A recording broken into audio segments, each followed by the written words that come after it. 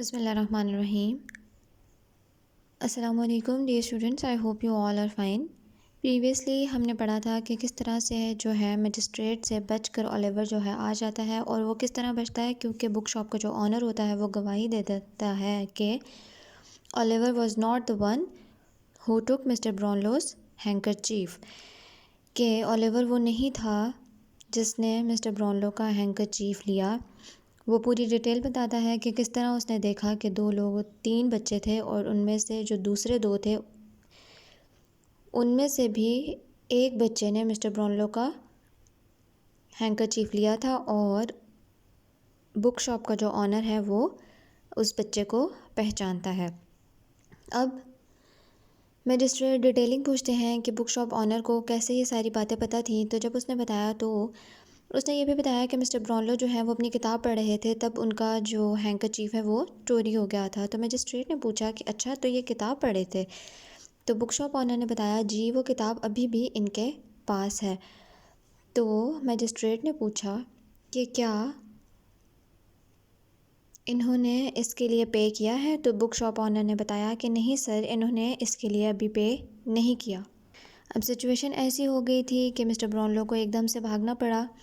After that क्या होता है कि Mr Fang turn to Mr Brownlow. अब मिस्टर फैंग जो है वो बड़ी हैरत से मिस्टर ब्राउनलो की तरफ मुड़ जाते हैं। Well now you your self took away a book without paying for it, he said.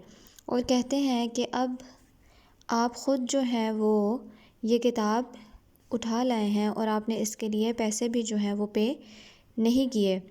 He said, जब उन्होंने कह दिया how can you call this boy a thief, आपने ख़ुद बग़ैर पैसे दिए जो है ये किताब ले ली है, उठा के आप इसको यहाँ पर ले आए हैं, तो आप इस लड़के को कैसे चोर कह सकते हैं? Then he called out free the boy and left the room. फिर उन्होंने मजिस्ट्रेट ने कहा कि उस लड़के को आज़ाद कर दो, और सबको हुक्म दिया कि कमरा छोड़ दिया जाए या कमरा खाली कर दिया जाए। Mister Brownlow was taken from the magistrates room by the policeman. अब मिस्टर ब्राउनलो को पुलिसमैन ने जो है मजिस्ट्रेट के कमरे से बाहर का रास्ता दिखाया। आउटसाइड, अब बाहर क्या हुआ? He saw Oliver lying on the ground. He was lying, वो लेटा हुआ था, पड़ा हुआ था फर्श पर। The boys face was white, उसका जो चेहरा है, लड़के का चेहरा, उसका मुंह बिल्कुल ही सफ़ेद हुआ हुआ था। ही लुक्ड वेरी इल, वो बहुत ही ज़्यादा बीमार लग रहा था। Poor boy said mister Brownlow. अब मिस्टर ब्राउनलो को जो है उस पर शदीद तरस आ रहा था, उनको बहुत ही बुरा लग रहा था। वो उस पर परेशानी भी ज़ाहिर कर रहे थे और उस पर मेहरबानी करना चाहते थे। अ कैरेज केम, और फिर इतने में एक सवारी आई, कैरेज सवारी। Mister Brownlow stopped it, mister Brownlow ने वो सवारी रोक ली।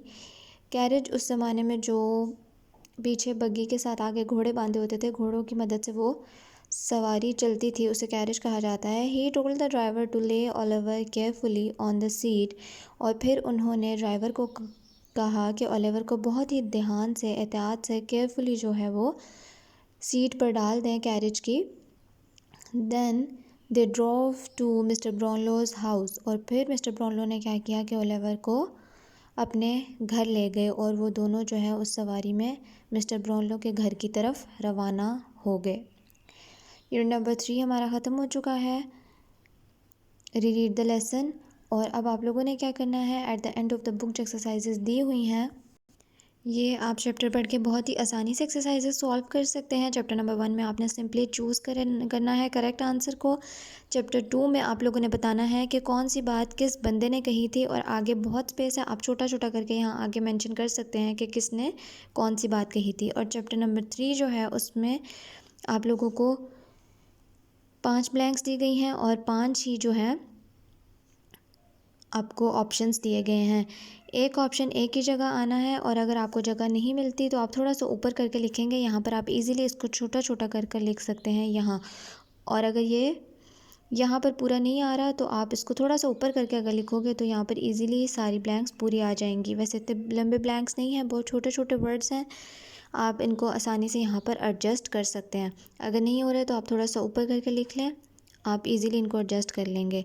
आज के लिए इतना ही है। Read your lesson, take care of yourselves, meet you in the next meeting. अल्लाह हाफ़िज़।